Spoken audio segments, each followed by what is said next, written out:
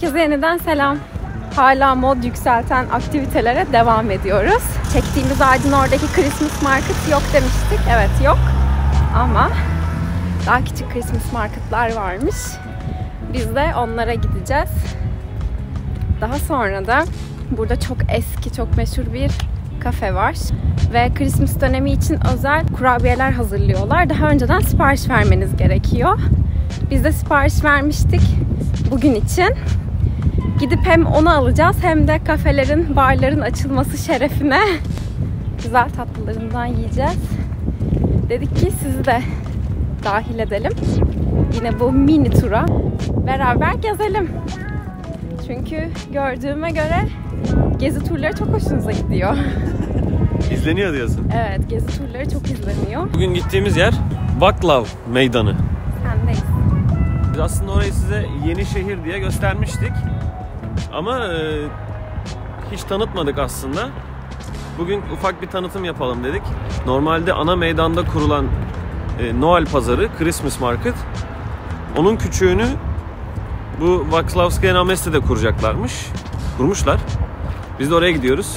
En azından size nasıl bir şey olduğunu gösterelim diye. Merak edenleriniz varsa tabii ki. Bir de oranın bir iki tarihi çok önemli anekdotları var. Onları da verelim istedik. Mert tarih anlatmayı çok sever. Eğer sevmeyenlerdenseniz onun kısmını geçip benimle devam edebilirsiniz. Harika bir nehir manzarası var tam sonbahardan. Gerçi artık kışa girdik ama tam sonbahar günü gibi size onu göstermek istiyorum.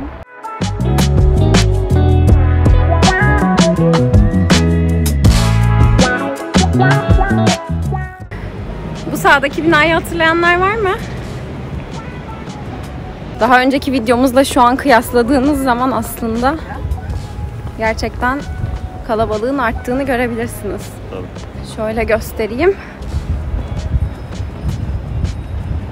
Noel zamanı burada çok fazla indirim oluyor. O yüzden insanlar biraz dışarı çıkıp alışverişe vurmuşlar sanki. Herkesin elinde torbalar var. Biraz alışveriş de yapılsın diye aslında bir ay için açtılar diye. Şu an herkes o amaca doğru yönelmiş durumda.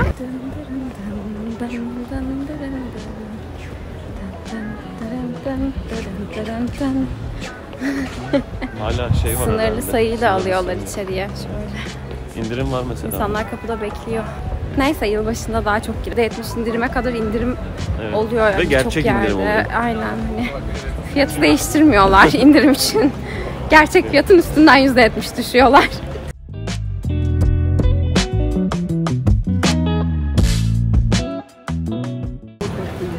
Şurası Trdelnik. Sesi şahane, inanılmaz güzel. Bu buranın çok meşhur bir tatlısı. Trdelnik diye geçiyor. Evet. Dışı böyle hamur kızartıyorlar onu odun ateşinde. İçine de istediğiniz gibi ekliyorsunuz. Çikolata, krema vesaire. Kokusu kadar cezbetmiyor tadı, onu söyleyeyim ama ya kokusu gel buraya diyor gerçekten.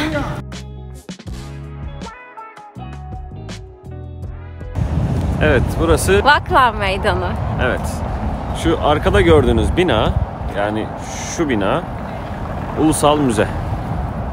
Orası bayağı yıllar tadilattaydı. 2 sene önce açıldı. Daha önceden buraya gelmiş olanlarınız varsa oranın tadilatta olduğunu hatırlarlar.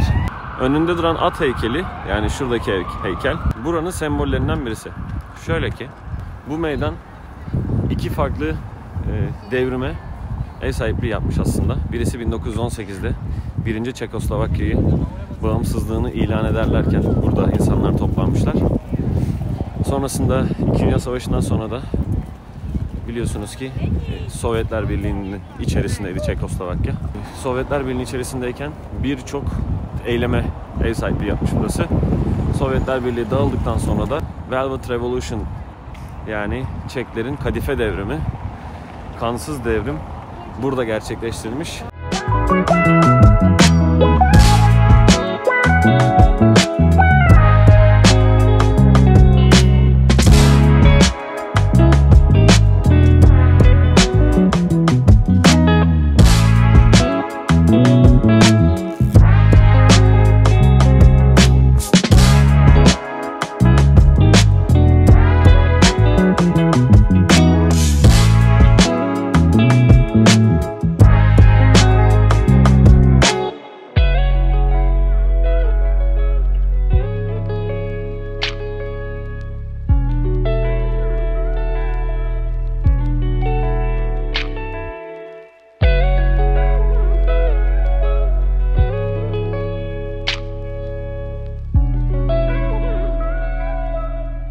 Mutlu musun aylar sonra? Evet, çok tuhaf hissettim. Ben de tuhaf hissettim. Girince ne yapacağımı bilemedim, nereyi nasıl dezenfekte edeceğimi bilemedim. Ama hemen masayı dezenfekte ettiler. Evet, yani zaten girişte sürekli el dezenfektanları var tabii ki. O yüzden de ellerinizi dezenfekte ediyorsunuz ama maske çıkarma olayı başka insanların olduğu yerde gerçekten garip hissettiriyor yani. Evet. Özlemişim dışarıda oturmayı. Değil mi? Ya, gün içinde farklı bir şey yapıyorsunuz aslında. Kendi yaşadığınız ortamın dışına çıkıyorsunuz ve özlenen bir şey. Dediğim gibi burada her yer kapalıydı. Yani hiçbir şey yoktu. Gidebileceğiniz bir yer yoktu gerçekten. Sık sık kışın gerçekten soğuk olduğu için de yaptığımız aktiviteler hafta sonları yeni kafe keşfetmek, dışarıda biraz gezmek, hani işte alışveriş yapmak, eve dönmek. Bunların hiçbirini yapamıyorduk. O yüzden aktivitesiz kaldık. Rutine bağlandık hayatımız. Toplumlar geliyor.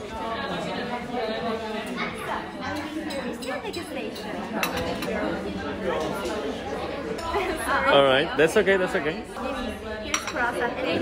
Thank you. Şimdi Sunumlarını ben çok beğeniyorum. orada ne var? Burada çay var. Evet. Böyle. Mişa. Mişa. Hı hı. Bu limonlu Okey. tartolet. Bu da- Bunun içinde de fıstık ezmesi varmış. Evet. Artı karamel varmış. O yüzden heyecanlıyım. Ben düz abi. Kruvasan. Ama ondan da yiyeceğim. Nasıl ya? Yiyeceğim. Ben onlardan yiyebiliyor muyum? Evet. Ha iyi tamam o zaman. Deneme işte. Tasting yapıyoruz ya. İyi tamam.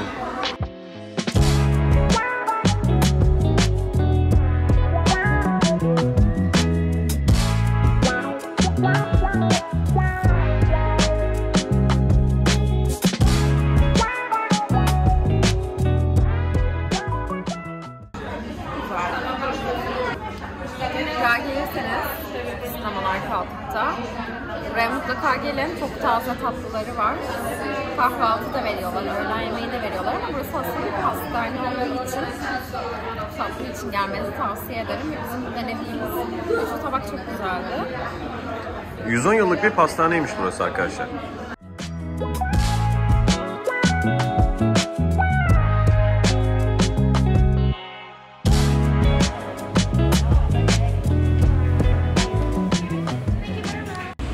Şimdi nereye gidiyoruz? Kahve almaya gidelim şimdi. Buranın lokal gerçekten çok güzel bir kafesi var. Aynı zamanda da çekirdek kahve satıyorlar. Ve çok hoş kahveleri var. Şimdi oraya gidiyoruz. Oradan kahvemizi alacağız. Böyle güzel bir hafta sonu geçiriyoruz. Sakin. Yine böyle küçük turla dolu. Biraz önce bulunduğumuz kafeden çıkıp nehre doğru ilerliyoruz şu anda. Dans eden eve doğru, Dancing House'a doğru gidiyoruz. Evet, dans eden eve doğru gidiyoruz. Çünkü gideceğimiz kafe orada. Ama böyle ara sokaklardan ilerliyoruz. Hem de size biraz farklı sokaklarını gösterelim istedik buranın. Bu arada biliyorum şehir turu videosunu bayağı beğendiniz. Beğenenleriniz vardı. Dolayısıyla yine öyle bir video çekmek istiyoruz. Ama bu sefer bir turist olarak değil de bir lokal olarak Prag'da nerelere gitmelisiniz? Meşhur olan şeyler neler, nereler? Size bunları göstermek istiyoruz. Çünkü sadece turistik bir gezi deyip geçmemek gerektiğini düşünüyorum. Gerçekten çok güzel yerleri var. Hatta çok daha özel yerleri de var. Sizinle böyle turla geldiğinizde gidemeyeceğiniz demeyeyim ama gitmeyeceğiniz genellikle yerleri gezeceğiz. Tur şirketlerinin sizi götürmeyeceği yerlere. Muhtemelen tur şirketlerinin götürmeyeceği yerlere gideceğiz, evet. Öyle bir gezi yapalım istedik ama tabii ki öncelikle turistik bir gezi olmadan olmazdı.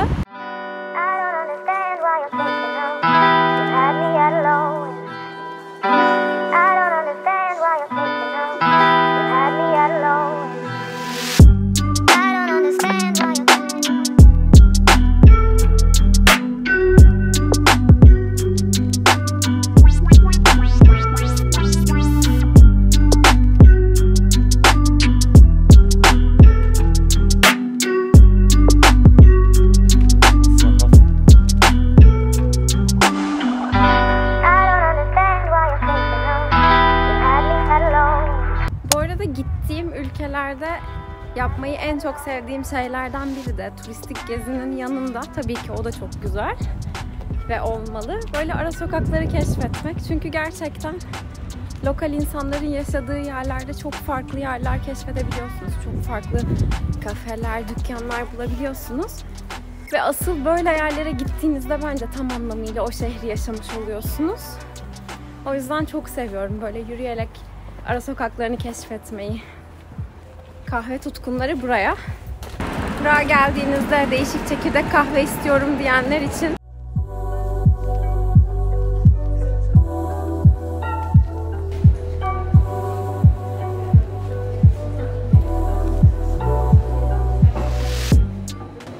buradan gelen taze çekirdek kahve kokusunu anlatamam şu anda size.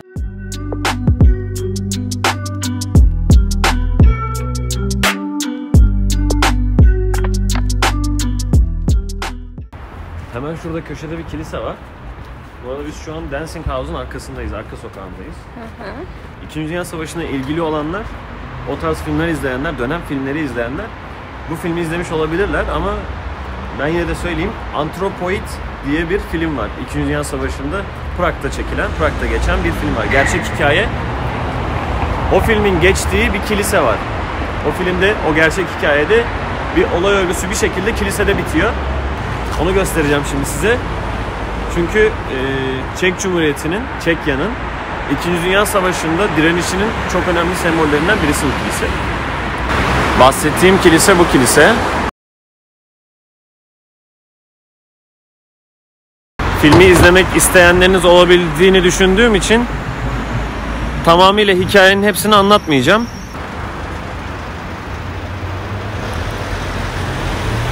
Bu dönem kim o direnişte yer aldıysa filmde de görebilirsiniz. Onların isimleri yazıyor. Buradaki deliklerin hepsi mermi izi arkadaşlar ve gerçek mermi izleri.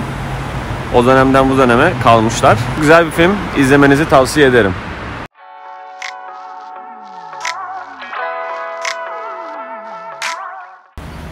Prag'da çok sevdiğimiz fırınlardan biri de Arctic Bakehouse. Ekmeğimizi hep buradan alıyoruz. Şimdi gelip bir de ekmek alalım. Maske takılı zaten. Çok güzel ekşi maya ekmeği yapıyorlar.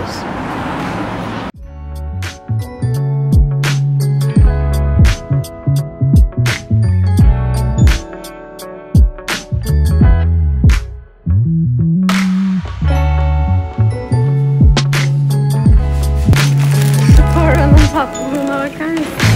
Bu kadar özenle hazırlanmış ki.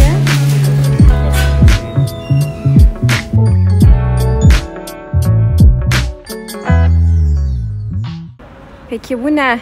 Çok ünlü bir Çek artist tarafından yapılmış. İnsanların depresyon zamanındaki hislerini anlatmaya çalışıyormuş.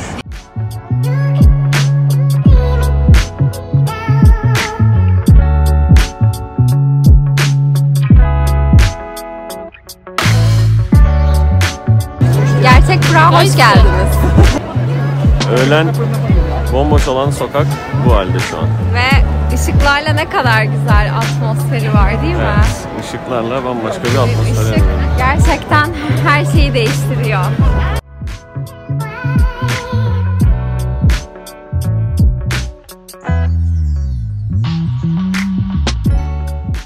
Yorulduk bugün, bütün gün yürüyerek gezdik. O yüzden şimdi hemen hızlıca markete gireceğiz. Akşam için pratik yiyecek bir şeyler alacağız ve eve geçeceğiz artık.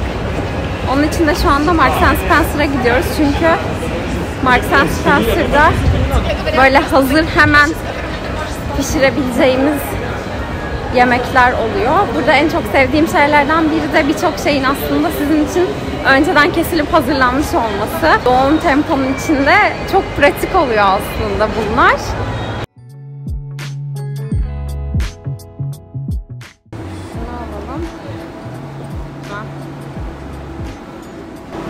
Son kullanma tarihi bugün olduğu için indirim yapmışlar ama ben de zaten bugün yiyeceğim, o yüzden sorun yok. Somonlu makarna yapacağım yani. O zaman bunu alalım. Somonlu makarna yapmaya karar verdik. O yüzden fettuccine aldım. Aldık. Somonlarımız orada. Krema gerekiyormuş. O yüzden krema alacağız. Krema da aldık.